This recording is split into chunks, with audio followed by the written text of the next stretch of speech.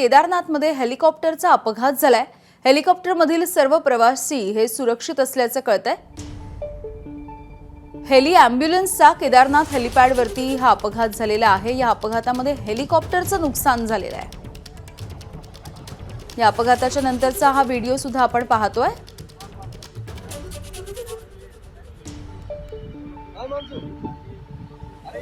तर केदारनाथमधली ही दृश्य आहेत। एक हेलिकॉप्टर त्या ठिकाणी कोसळून अपघात घडलेला आहे।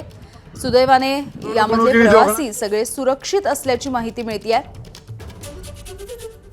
हेली ॲम्ब्युलन्स ही होती आणि हेलिपॅडवरच त्याचा अपघात घडलेला आहे।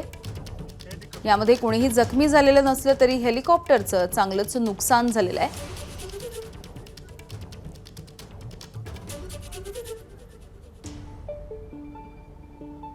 ब्रेकिंग बातमी आपण बघतोय। केदारनाथमधली ही दृश्य काहीशी आता समोर येत आहेत। हेलिकॉप्टर कोसळून अपघात घडलेला दिसतो आहे।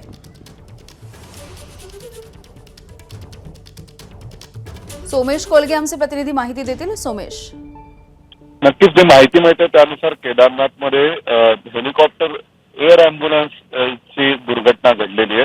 सुदैवाने यामध्ये पायलटने ज्या पद्धतीने इमर्जन्सी लँडिंगच्या वेळी योग्य निर्णय पटापट घेतले, त्यामुळे दोन्ही जे एअर ॲम्ब्युलन्स मध्ये डॉक्टर होते त्यांचा जीव वाचलेला आहे आणि त्या हेलिकॉप्टरमध्ये जेवढे सर्व प्रवासी होते ते देखील सुरक्षित आहेत।